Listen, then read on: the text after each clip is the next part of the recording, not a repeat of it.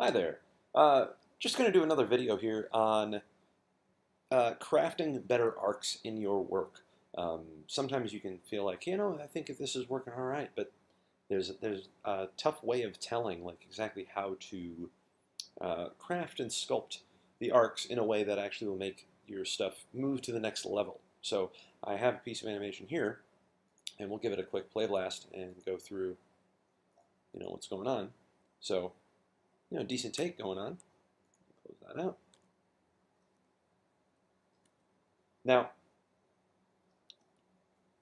the main area I want to concentrate on for something like this is how we get from this pose to this pose. Now, right now, our character kind of goes straight down and then up and over to the right. So I want to concentrate basically, especially on how we get from here down to our anticipation pose, which is what this is. So let me show you some stuff that you can do, like 1,000 other windows here.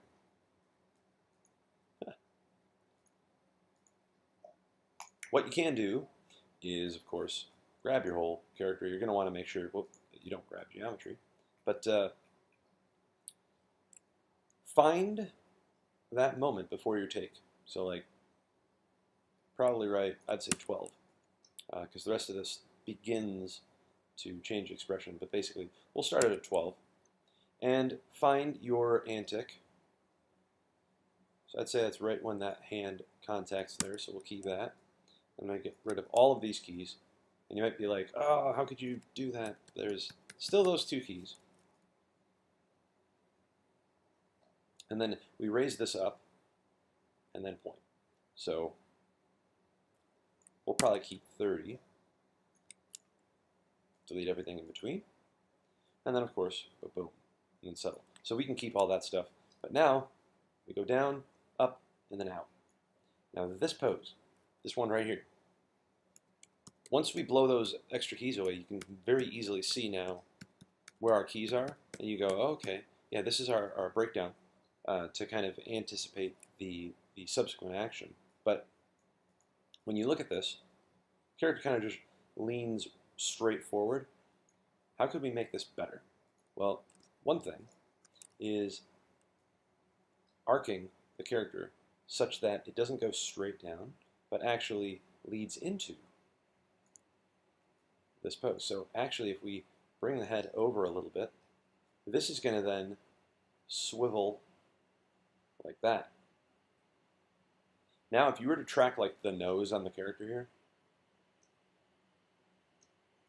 this is going to do a nice scoop rather than what we had before, which scooped down this way and then came up in a sharp angle over to the right. So again, bringing this over allows you to, as you're anticipating, you're kind of scooping toward that action and then coming up. Now, in so doing, as you come down into this pose, you don't want things to be all even, okay? Everything right now is just kind of going, just moving, everything at the same time. Now, this is where breakdowns obviously are important, so I did delete some keys because to make these sorts of changes and modify core poses like this, once you have things that are like, when I had everything selected at the beginning, you can see like a lot of this is on ones. There's a lot of just, different things that are happening at different rates. It's very difficult to modify your animation when it's in this state, where it's like keys all over the place. So generally what you'll want to do is re-find those core keys. And if you need to fix a pose, once you do that, and you say, okay, cool, I've got this in a place now that I'm actually happy with it, then you can fix that pose and say, well, now between here and there, I don't want the hand to just slide over. I want it to plant, maybe sooner. So I'll copy 22 to 16 there. And now the hand can plant earlier, or you can have it plant later. Maybe you want to hold that. So it's in this position for a few frames. So 12 holds to 17, and then the hand repositions, and you can just do a hand peel, where this hand picks up, off of the object there, and then repositions like that. And you don't need to pick it up that much, but if you're doing a little hand reposition, you want to add that and keep it simple. So now here, the hand right here, if we were to check the motion trail, now be advised, using the motion trail on this rig will cause issues. It does not interpolate very well. You can look at it like when it's static and it's not a big deal, but if I make a change right now, it will likely give me the spinning wheel of death. So I just want to show you here. See, I can't even scrub through basically without it lagging. But you can see how this is, it has a subtle arc, but it's not quite round enough, I would say. So I'm going to get rid of the motion trail, and we'll kind of sculpt something with a breakdown, and just bring this arm this way. So now the arm kind of arcs out and up. So you get that. And even as we hit this point and it goes straight out like that, you can even just drop the elbow and raise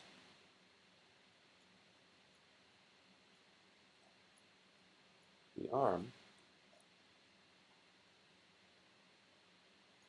And actually we'll keep the elbow up, just raising the arm slightly.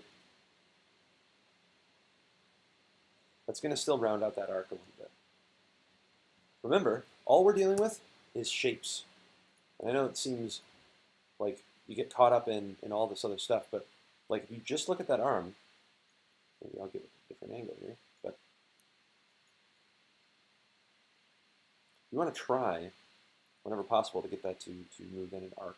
So even as that, it's a subtle arc, but it's still there. So at that point, that's pretty good. So let's see how that looks. Just a few changes.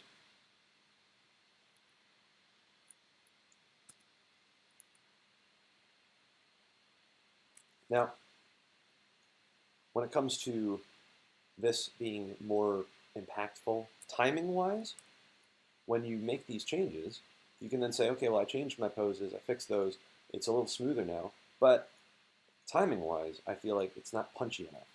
So here's how you fix that. Of course, I'll turn off geometry selection,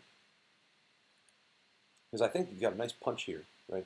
That's what we're good there, but sometimes you have fast motion, sometimes you have slow motion. So you can't just look at this and say, well, this whole chunk from like here to there is all too slow.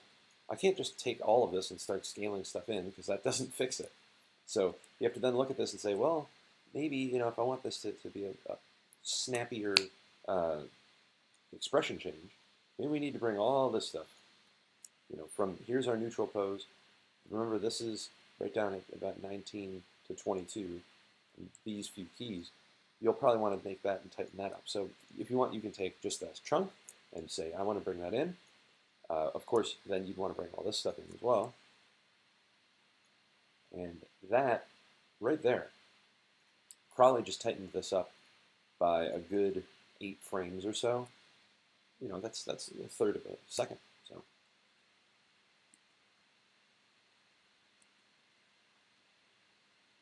and then, you know, we don't need to start. We can kind of start at, let's say, like frame 12, just for our purposes.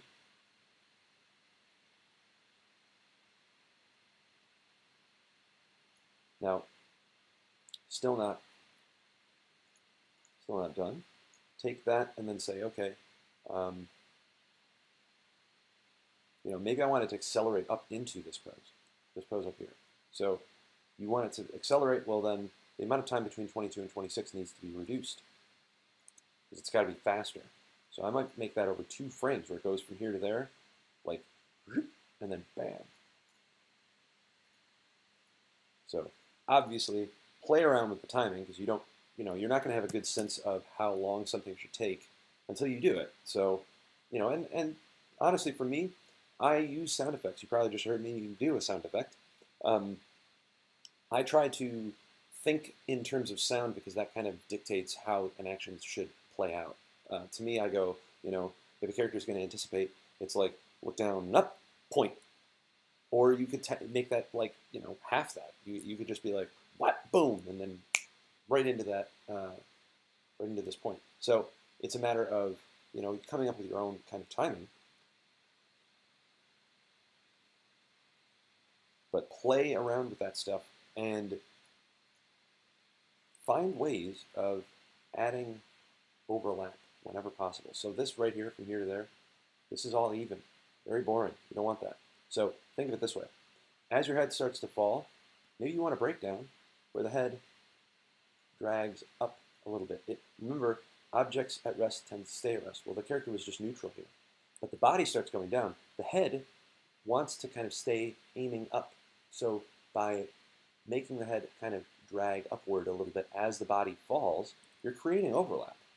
So now you're building in a slight amount of the head dragging, and then as you raise it,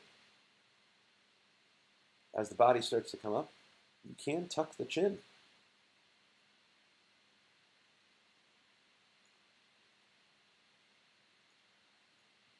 So little things like that, you can use that in any animation. That's the thing. Like when you do your weight shift, when you do even a sit to stand, whatever, any of the stuff that you do from here on, hopefully you can start to see like, oh, okay, I'm not just putting poses in. You can start to say, well, I just want to concentrate just on the head, and then I'm just going to concentrate on this left arm here that is pointing. How can I make those arcs snappier or smoother? It's all arcs. It's all getting better at finding out, what the actual motion is. So, what Maya gives you, remember, is not going to be exactly what you're looking for. This, by default, wants to just go this way and then point out. But you, as an animator, need to say, okay, well, I've got a key here, and I've got a key here, and I've got a key here. Okay? Maya's going to go boom, boom, and straight over. You have to put a breakdown in and say, I need a key here, and maybe even a key here. And what this does is it will round out the action. Now, even still, like you can play around even with tangents if need be, but sometimes Maya will do this for you and you won't even have to worry about it. But sometimes you'll have still a nice rounded arc that way. So hopefully that's not too convoluted and crappy. But the idea is, you want a nice smooth arc as you point. You do not want this to go this way. The sharp stuff doesn't feel organic. So I'll leave you with that. Thank you for watching, and be sure to integrate this into your work now, because everything we're doing here is we're building. We're just building and building and building. So, thanks for watching, and I will talk to you soon. Take care.